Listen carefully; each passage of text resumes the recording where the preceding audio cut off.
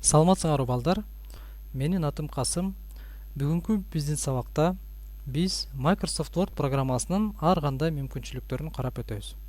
Алардын арасында сайфа көрүнүмү, башкача айтканда барактарды көрсөтүү режимдери, жетвел, англисче айтканда ruler, болбосо кадимки эле сызгыч, арач чубуклары, англисче toolbars, бул аспаптар тактасы тууралуу, якынлаштыр же болбосо кыргызча айтканда жакындатып алыстатуу, англисче zoom, белги баалантылары, бул документтин түзүлүшү же болбосо структурасы, англисче айтканда document map. Жана ошондой эле үст белги ve алт белги, үст жана алт белгилер, англисче айтканда header жана footer. Анда эмесе Microsoft Word программасынын аспаптар тактасын карап көрөлү. Мына алдыбызда Microsoft Word программасынын 2010 жылы чыккан версиясынын көрүнүшү көрсөтүлүп турат. Microsoft Word программасынын бул версиясында аспаптар тактасы Office'тин 2007 жылы чыккан версиясына окшош. Аспаптар тактасы мына ушул аймакта жайгашкан. Аспаптар тактасы бир нече бөлүмдөргө бөлүнгөн. Муну кээ бир адамдар меню деп да атап коюшат, бирок чындыгында бул татаал аспаптар тактасы жана анын бөлүмдөрү. Биз керектүү бөлүмгө ошол бөлүмдүн атына басып өтө алабыз. Мына мисалы references деген бөлүмдүн көрүнүшү ушундай. View деген бөлүмдүн көрүнүшү мына ушундай болот. Ал эми аспаптар тактасынын home деген бөлүмү мына ушундай түрдө көрүнөт. Аспаптар тактасынын ар бир бөлүмү өз учурунда кичи бөлүмдөргө бөлүнгөн. Мына мисалы үчүн бул бөлүмдүн аты clipboard. Бул түркчө айтканда пано менен иштөө үчүн керектүү бөлүм. Ал эми бул бөлүмдүн аты болсо font. Мына бул жерде ушундай сызыктар менен бөлүнгөн. Ушул кичи бөлүмдө биз шрифттер менен иштей алабыз, текстти башкара алабыз. Ал эми андан кийинки кичи бөлүм бул параграф кичи бөлүмү. Мына көрүп жатасыңар, ушул сызыктан баштап бул жерге чейин. Бул жерде параграф менен иштөө үчүн керектүү куралдар жана аспаптар жайгашкан. Андан кийинки бөлүм styles деп аталат. Бул жерде биз стилдер менен иштей алабыз. Керектүү стилдерди тандап, же болбосо өзгөртүү керек болсо, мына ушул кичи бөлүмгө кайрылабыз. Ал эми бул кичи бөлүм болсо editing деп аталат. Бул жерде документ ичинде текстти издеп, таап, же болбосо алмаштырууга жардам берет. Ал эми аспаптар тактасына же болбосо аспаптар тактасынын ушундай кичи бөлүмүнө батпай калган командалар же болбосо куралдар мына ушул баскычты басканда ачылат. Мисалы, мына фонт деген кичи бөлүмүнө батпай калган дагы башка амалдарды көрүш үчүн ушул баскычты бассак болот. Басканда мына кошумча терезе ачылат. Мына ушул терезенин ичинен ушу фонтко байланыштуу баардык керектүү нерселерди тапсак болот. Ал эми аспаптар тактасы кандай бөлүмдөрдөн тура тургандыгын, же болбосо ар бир бөлүм ичиндеги кандай кичи бөлүмдөр боло тургандыгын башкаруу керек болсо, анда аспаптар тактасындагы бош аймакка чычкандын оң баскычын басып, мына чыккан контекст менюдан Customize Ribbon дегенди тандашыбыз керек. Мына ачылган терезеде биз аспаптар тактасынын кайсы бөлүмдөрү жана ал бөлүмдөрдүн ичинде кандай кичи бөлүмдөр боло тургандыгын бул жерден толугу менен башкара алабыз. Анда эмесе аспаптар тактасынын калган бөлүмдөрүнө бир сыйра көз жүгүртөлү. Мына мисалы insert бөлүмү. Бул жерде тексттин ичине кандай объектилерди, эмнелерди коюуга мүмкүнчүлүк болсо, ошолордун баардыгы бул жерге чогултулган. Мисалы таблица, сүрөт, символдор жана башкалар. Андан кийинки бөлүм page layout бөлүмү. Бул жерде барактардын түзүлүшүн башкарса болот. Алар кандай түрдө жайгашкан? Мисалы ориентациясында китеп түрүндө же альбомдук барак түрүндө, боштуктар, талаалар, эгерде тагыраак көрсөтүш керек болсо мына page tab деген жерге кирип мына талааларды көрсөтсө болот. Жогорку талаасы, төмөнкү талаасы, сол талаасы жана оң талаасы. Мына документте мына ушул жакта кала турган боштуктар жана башкалар мына ушул page layout деген бөлүмдө жайгашкан. Ал эми references бөлүмүндө болсо ар түрдүү шилтемелер жыйнаштырылган. Мисалы, мына бул table of contents деген бөлүмдө документтин мазмунун автоматтык түрдө коюу мүмкүнчүлүгү бар. Мына алдыңарда мына ушул мазмуну шилтемелер түрүндө коюлган. Же болбосо мына citations and bibliography деген бөлүм бул маалымат булактарына коюлган шилтемелерди башкаруу үчүн керек. Жана башка нерселер, шилтемелер мына ушул жерде чогултулган. Андан кийинки бөлүм mailings бөлүмү. Бул бөлүм документти email аркылуу көп адамга таркатуу үчүн колдонулат. Ал эми аспаптар тактасынын review бөлүмүндө болсо, документти текшерүү үчүн керектүү куралдар чогултулган. Мисалы, бул жерде мына документтин грамматикасын текшерүү мүмкүнчүлүгү бар. Документ кайсы тилде жазылгандыгын мына ушул жерден көрсөк болот. Документке комментарийлерди кошуу керек болсо, мына ушул баскычты колдонобуз. Жана документте ар бир киргизилген өзгөртүүлөрдү сактап протоколдоп туруу үчүн мына ушул бөлүм колдонулат. Аспаптар тактасынын кийинки бөлүмү view деп аталат. Бул бөлүмдө биз документти колдонуучуга көрсөтүү режимдерин тандасак болот.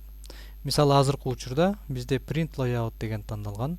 Бул режимде документ бизге мына баракта кандай жайгаша тургандыгы болсо, ошондой түрдө көрсөтүп турган режим. Full screen режими болсо, документти окуу үчүн колдонулат. Муну басканда биздин документ терезе толук экранга ачылып, мына могу ашык аспаптар тактасы жана керексиз нерселер көрүнбөй калат. Web layout бул документти эгерде веб-сайт түрүндө даярдай турган болсоңор, ошо браузерде кандай түрдө көрүнө тургандыгын көрсөтүп берет. Outline режими болсо, биздин документтин түзүлүшүн көрсөтүшү мүмкүн. Мисалы, мына outline режиминде биз бул жерден тандасак болот. 3-чү деңгээлге чейинки баш сөздөрдү көрсөт дедик. Мына көрсөтүп берди документибиздин түзүлүшү. Биринчи деңгээл текст ушулар, экинчи деңгээл текст ушулар, үчүнчү деңгээл тексттер ушулар. Эгерде керек болсо, жалаң эле биринчи деңгээлдеги текстти көрсөт десек болот. Мына ошондо биринчи деңгээлдеги текст гана көрсөтүлүп калды. Outline режиминен чыгыш үчүн мына ушул баскычты бассак болот. Бассак, мына документибиз кайра print layout деген режимде көрсөтүлүп калды.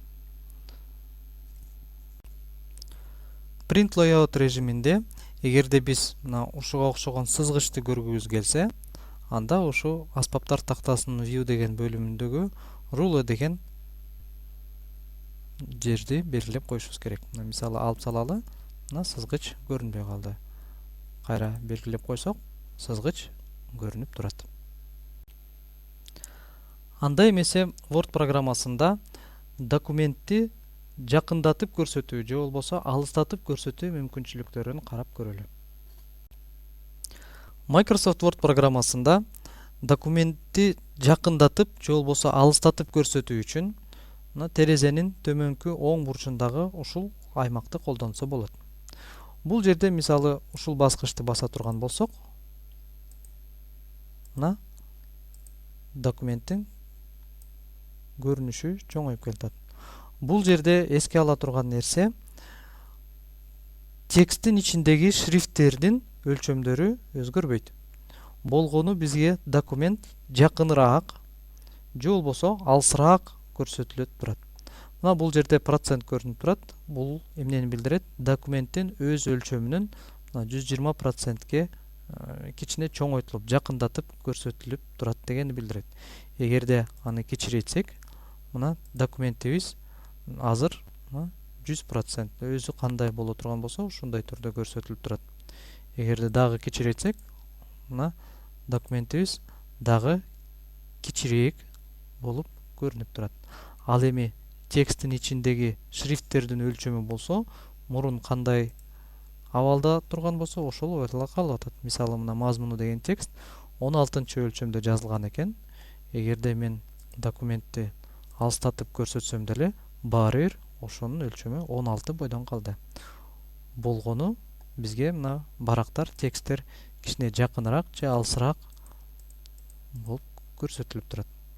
Эгерде мына ушул проценттин өзүнө баса турган болсок, анда атайын терезе ачылат. Бул терезеден биз өзүбүзгө керектүү ыңгайлуу процентти жазып койсок болот. Мисалы 75% деп окейди басып койсок, мына 75% болуп калды. Ошол эле терезени ачыш үчүн биз аспаптар тактасынын view бөлүмүнө өтсөк болот. Мына аспаптар тактасынын view деген бөлүмүндө zoom деген кичи бөлүм жайгашкан. Мына ушул кичи бөлүмдө zoom деген баскычты баса турган болсок, кайра эле баягы терезе ачылат. Андан тышкары аспаптар тактасынын zoom бөлүмдө мына момундай баскычтар бар. Мисалы, эгерде биз one page дегенди тандасак, анда ушу терезенин өлчөмүнө жараша кылып, экранда бир барак толугу менен бата тургандай өлчөмдү өзү тандап коет. Мына азыркы учурда мисалы 48% болду. Ал эми ушул эле жерден эгерде биз two page деген баскычты баса турган болсок, анда экранда 2 барак бата тургандай өлчөмдү тандап коет. Үчүнчү баскыч болсо page width деп аталат.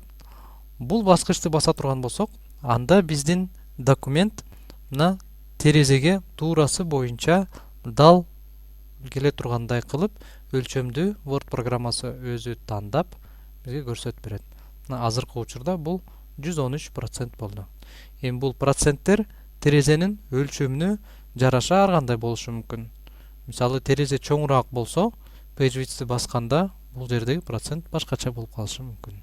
Муну Word программасы өзү автоматтык түрдө эсептеп, тандап өзгөртүп коет. Анда эмесе кийинки темабызды карайлы. Бул Word программасында документтин түзүлүшүн, англисче айтканда документ map колдонуу.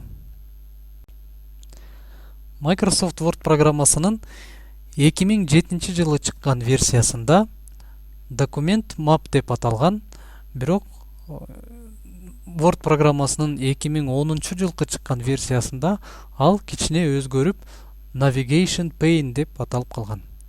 Мына ошол Navigation Pane Word программасынын аспаптар тактасында View деген бөлүмүндө жайгашкан болот. Мына ушул жер. Эгерде биз Navigation Pane'ди көрсөт деп басып койсок, мына алдыбызда Navigation Pane көрүнүп калды. Эми бул Navigation Pane болгону документтин түзүлүшүн көрсөтүп турат. Башкача сөз менен айтканда, документтин структурасын. Мына биз азыр карап турабыз, документтин ушундай бөлүмдөрү бар экен.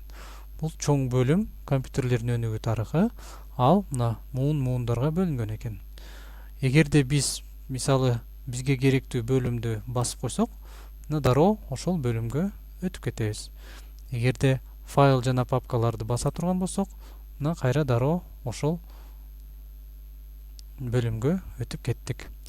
Бул бөлүмдөрдүн жанындагы мына баскычтарды баса турган болсок, анда астындагы кичи бөлүмдөр жашырылып калат. Эгерде кайра ушул баскычта баса турган болсок, анда ушул бөлүмдүн ичиндеги кичи бөлүмдөр кошо көрсөтүлүп калат. Мына Navigation Pane деген ушул. Дагы бир жолу кайталап кетейин. Navigation Pane деп мына ушул бөлүмдү айтабыз. Бул аймакты көрсөтүш үчүн Microsoft Word программасынын аспаптар тактасынын View деген бөлүмүндө Navigation Pane дегенди көрсөтүп коюш керек. Жана эске ала турган нерсе, Microsoft Word'тун эски версияларында ушул эле нерсени Navigation Pane эмес, Document Map деп атап келишкен. Болгону Microsoft Word программасынын 2010 жылы чыккан версиясында мына ошол Document Map деген атынан ажырап, жаңы navigation pane деген атка конгон. Документтин түзүлүшү же болбосо документтин структурасы мына ушул navigation pane деген бөлүмдө көрсөтүлүш үчүн биз алдын ала документти стилдер жана тиешелүү баш сөздөрдү керектүү стилдер менен көрсөтүп даярдап кетишибиз керек. Мына бул жерде мисалы көрүп турасыңар, файл жана папкалар деген жазуу heading 1 деген стилдин жардамы менен жазылган экен. Ал эми калган тексттер болсо мына normal деген стилдин жардамы менен жазылган. Эгерде башка баш сөздөрдү да карай турган болсок, мына бул терезенин түрлөрү деген жазуу карап көрсөңөр, мына heading 3 деген стилдин жардамы менен жазылыптыр. Heading дегенибиз бул баш сөз дегенди билдирет. Heading 1 бул чоң бөлүм, heading 2 деген бул чоң бөлүмдүн астындагы кичирээк бөлүм, жана heading 3 деген мына heading 2ден кийинки деңгээлдеги төмөнүрөөк деңгээлдеги баш сөз болуп жатат. Мына өзүңөр көрүп жатасыңар, бул мына чоң бөлүм болуп жатат. Windows операциондук системасы бул heading 1 менен көрсөтүлгөн ушул жазуу. Эгерде анын астындагы кичирээк бөлүмдү карай турган болсок, терезелердин түзүлүшү жана терезелер менен иштөө бул heading 2 менен көрсөтүлгөн. Ал эми андан кийинки болсо, мына терезелердин түзүлүшү деген бул heading 3-түн жардамы менен көрсөтүлгөн. Демек бул учурда терезенин түзүлүшү бул андан чоңураак мына могу терезелердин түзүлүшү жана терезелер менен иштөө деген бөлүмүнө карайт. Бул бөлүм болсо өз учурунда мына могу Windows операциондук системасынын интерфейси деген бөлүмгө карайт. Ошентип биз баш сөздөрдү стилдердин жардамы менен heading 1, heading 2, heading 3 деп ар түрдүү деңгээлдерге бөлүп көрсөтүп алышыбыз керек. Ал эми жөнөкөй тексти болсо normal деген стилдин жардамы менен жазышыбыз керек. Мына эгерде биздин документибиз ушундай түрдө даярдалган болсо, баш сөздөр тиешелүү heading деген стилдердин жардамы менен көрсөтүлгөн болсо, анда navigation pane колдонсок болот. Болбосо бул navigation pane деген жердеги аймак эч нерсе көрсөтпөстөн бош болуп калат. Navigation pane деген аймак бизге дагы бир пайдалуу мүмкүнчүлүк берет.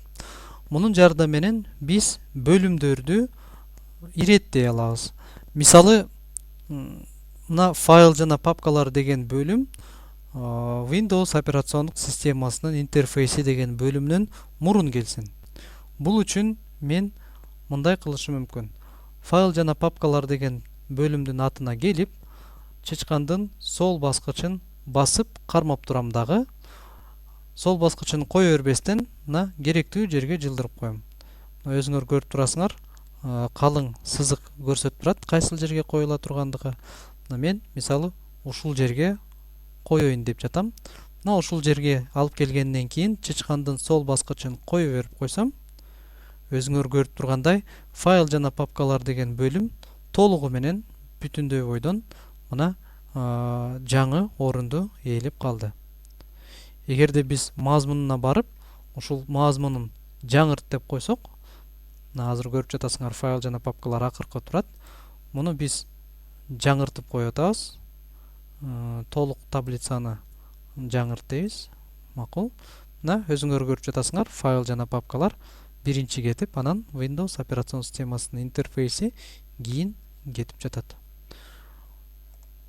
Карай турган болсок, мына дегенде компьютерлердин муундары, өнүгүү тарыктары кетип атат. Андан кийин дароо файл жана папкалар келди. Мына файл жана папкалар. Анан файл жана папкалардан кийин операциондук системасынын Windows операцион системасынын интерфейси жазылып калды.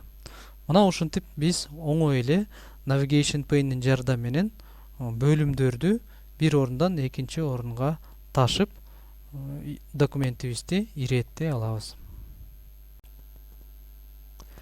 Эми Microsoft Word программасынын бизге берген мүмкүнчүлүктөрдүн дагы бирөөсү бул үст билги жана алт билгилер. Башкача айтканда англисче header жана footer деген эмне экендигин карап көрөлү. Кана анда эмесе үст билги жана алт билги дегенди карап көрөлү. Үст билги жана алт билги бул документтин бардык барактарына чыга турган маалымат. Үст билги бул ар бир барактын жогору жагында чыга турган маалымат, ал эми алт билги деген footer бул ар бир документтин төмөн жагына чыга турган маалымат. Мына дагы бир жолу кайталайм. Header ар бир барактын башында болот, жогору жагында. Footer ар бир барактын төмөн жагында болот. Бул аймактар эмне үчүн колдонулат? Бул аймактар көп учурда, мисалы, барактардын беттерин жазыш үчүн, же болбосо китептин жалпы атын, же ушул бөлүмдүн атын көрсөтүш үчүн, же болбосо автордун атын көрсөтүш үчүн, жана башка кошумча маалыматтарды көрсөтүү үчүн колдонулат. Header жана footer'лерди өзгөртүү керек болсо, биз Microsoft Word программасынын аспаптар тактасында insert деген бөлүмгө киришибиз керек. Бул жерде көрүп турасыңар, header жана footer деген кичи бөлүм бар. Мына header, мына footer. Header'ди өзгөртүү керек болсо, мына header'ге келебиз дагы, edit header деп басып койсок болот. Edit header'ге бассак, мына биз ушул header үст билгени алмаштыра турган режимге кирдик. Мына бул режимге киргенде алдыбызда ушундай маалымат чыкты. Муну биз каалашыбыздай өзгөртүп койсок болот. Header режимин, header'ди өзгөртүү режиминен чыгыш үчүн мына могул баскычты басып койсок болот. Бул close header жана footer деп аталат. Мына басып атам. Кайра документ менен иштөө, кадимки текст менен иштөө режимине өттүк. Header'ди же footer'ди өзгөртүү үчүн тиешелүү режимге дагы башка жол менен өтсө болот. Мисалы, мына маалымат технологияларына кириш деген мына header'де жазылып турат. Ушуну өзгөртүү керек болсо, бул жерге чычкандын сол баскычын эки жолу бат басып коюу жетиштүү. Мына мен эки жолу бат бастым, дароо header жана footer'ди өзгөртүү режимине өттүм. Эми мен бул жерден тиешелүү өзгөртүүлөрдү киргизе алам. Дагы айтып кетчү нерсе бар. Header жана footer'ге мына өзгөртүү режимине өткөндө аспаптар тактасында мына кошумча дагы бир бөлүм ачылат. Header жана footer аспаптары деген өзүнчө аймак ачылды. Бул жерде header менен footer'ди өзгөртүүгө керектүү бир командалар бар. Мына мисалы, бул баскычтын жардамы менен биз footer'ге өтө алабыз. Мына мен басып коем, дароо астыңкы footer'ге өтүп кеттим. Кайра go to header'ди басып койсом, мына кайра header'ге өтүп кеттим. Бул жерде header'дин жана footer'дин барактын жогору жагынан канча сантиметр алыста боло турганы, жана footer'дин барактын төмөн жагынан канча сантиметр алыста боло турганы көрсөтүлгөн. Ал эми өзүңөр көргөндөй close header and footer деген баскычтын жардамы менен биз header'ди же footer'ди өзгөртүү режиминен чыга алабыз. Ал эми бул жерден болсо биз ушул header кандай түрдө чыгышы керек экендигин тандасак болот. Же болбосо таптакыр header'ди өчүрүп салсак болот. Footer'ден дагы тиешелүү режимдерди тандап, же болбосо такыр өчүрүп салса болот. Мисалы, мен азыр мына footer'ди өчүрөйүн жана header'ди дагы кошо өчүрүп коеюн. Эми close'ду басып койсок, мына header'де да эчтеке жок, footer'де дагы эч нерсе жок. Header же болбосо footer эч кошулбаган учурду карап көрөлү. Мына азыр header дагы жок, footer дагы жок, өзүңөр көрүп турасыңар. Мына ушундай турган абалдан биз жаңы header'ди жана footer'ди кошуп көрөлү. Мына аспаптар тактасында insert бөлүмүнө келдик. Header деген жерден мисалы кайсы бирөөсүн тандасак болот. Мисалы бул болсун. Басалы, мына хедерди өзгөртүү режимине келдик. Бул жерге өзүбүзгө керектүү текстти жазып койсок болот. Мисалы,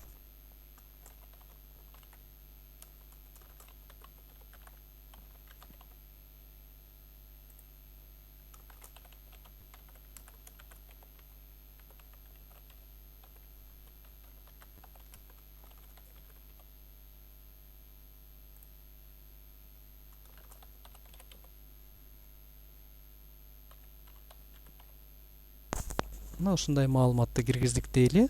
Эми close header'ды басып коем. Эгерде эми байкасаңар, ар бир баракта мына ушул маалымат жазылып калды. Мына жазылып турат. Эми footer'ды кошуп көрөлү. Баягы эле аспаптар тактасынын insert бөлүмүндө footer жана мисалы момундай түрүн тандайлы. Ушундай түрүн тандасак, астында жазуу жазылып калды. Бул жерге дагы өзүбүзгө керектүү кандайдыр бир маалыматты киргизип алсак болот же бош калтырып койсок болот. Ал эми бул жерде болсо мына барактын номери автоматтуу түрдө жазылып калды. Мисалы, бул жерге кандай маалымат киргизсек болот?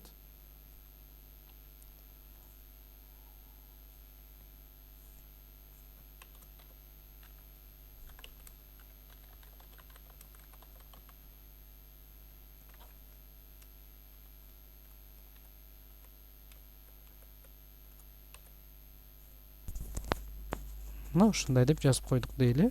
Эми жаап коебуз. Жыйынтыкта ар бир барактын төмөн жагында мына биз киргизген маалымат чыгып турат. Ал эми кээ бир учурларда болсо, ар кайсы барактарда ар кандай header же footer маалыматтары чыгышы керек болуп калат. Муну кандай ишке ашырабыз?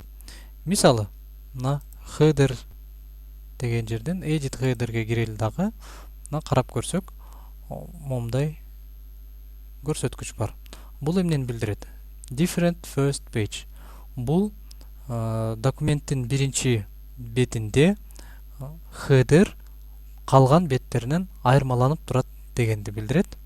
Ал эми different odd and even page деген болсо, бул документтин ичиндеги жуп номерлүү барактардын headerleri жана footerleri так номерлүү барактардын header жана footerlеринен айырмаланып калат. Мисалы, 1-3, 5 барактарда бир header жазылат, ал эми 2, 4, 6 барактарында башка маалымат жазылып турушу мүмкүн. Мына ошентип баардык барактарда бирдей эмес, ар кайсы барактарда ар кандай header'лер же footer маалыматтары чыгып тургандай кылса болот. Андай эмесе Microsoft Word программасында жетвел, кыргызча айтканда сызгычты колдонууну карап көрөлү. Жогоруда биз айтып кеткендей, Microsoft Word программасы бизге сызгычты көрсөтүп берип турат. Мына алдыбызда бул горизонталдуу сызгыч жана вертикалдуу сызгыч. Сызгычта кандай маалымат көрүнүп турат? Мына байкап турсаңар, курсор, текст курсору ушул параграфта турат. Эми ушул параграфка тиешелүү мына сызгычта көрүнүп турган момундай чекиттер бар. Мисалы, бул параграфтын оң жак тарабында бүтө турган жери. Муну мисалы мындай жылдырып койсок, көзүңөр көрүп тургандай, мына параграф ушул жерден бүтүп калды. Ал эми бул болсо, сол жак тараптан параграф баштала турган жер. Мына курсор турган параграф жөнүндө сөз болуп жатат. Аны мындай жылдырып койсок, мына биздин параграф ушундай көрсөнүп калды. Жогорку бул баскыч болсо, параграфтын биринчи сабы кайсыл жерден баштала тургандыгын көрсөтүп турат. Муну кааласак, мына тең кылып койсок болот. Же болбосо, бул жерге жылдырып койсок болот. Же болбосо, мына ушундай кылып кайра ордуна коюп койсок болот. Андан тышкары сызгыч документтин талааларын да көрсөтүп турат. Мына бул документтин сол талаасы, ал эми бул болсо документтин оң талаасы. Башкача айтканда, мына ушундай боштуктар. Муну биз кааласак мындай кылып жылдырып койсок болот. Же болбосо мына кайра калыбына келтирип коелу. Оң жак тарабындагы талаасын жылдырып коелу. Мына бул жактагы аймак, бош аймак чоңоюп калды.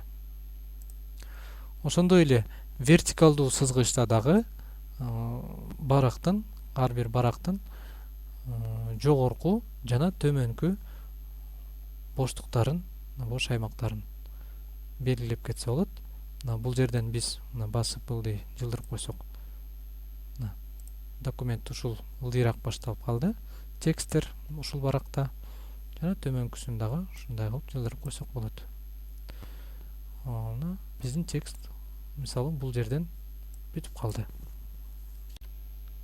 Эгерде текст курсору таблицада турган болсо, анда сызгыч ошол таблицанын мамычаларын да көрсөтүп турушу мүмкүн. Мисалы, мына текст курсорун таблицанын каалаган бир аймагына коюп коелу жана сызгычтагы өзгөртүүлөрү көрөлү. Мына карап турсаңар, сызгыч ушундай аймактарга бөлүнүп калды. Бул аймактар таблицанын мамычаларын белгилеп турат. Жана ошондой эле ушул таблицанын кайсыл мамычасында курсор тургандыгын көрсө да болот. Бул мына параграфтын башталып аяктаган чекиттерин көрүп аныкталат. Мисалы, мына азыр карап турсаңар, курсор мамычанын таблицанын экинчи мамычасында турат. Мына себеби бул баскычтар көрүнүп турат. Эгерде мен курсорду бул мамычага койсом, анда өзүңөр көрүп тургандай, мына белгилер ушул мамычаны көрсөтүп калды, башкаларында жок. Демек, мына ушинтип сызгычтын жардамы менен биз курсор турган текст мамычаларга бөлүнгөнбү же бөлүнгөн эмеспи, жана ошол мамычалардын эгерде бөлүнгөн болсо, кайсынысында курсор турганын көрсөтүп турат. Ушуну менен биз бүгүнкү сабагыбызды аяктайбыз. Көңүл бурганыңарга чоң рахмат. Жакшы туруңуздар.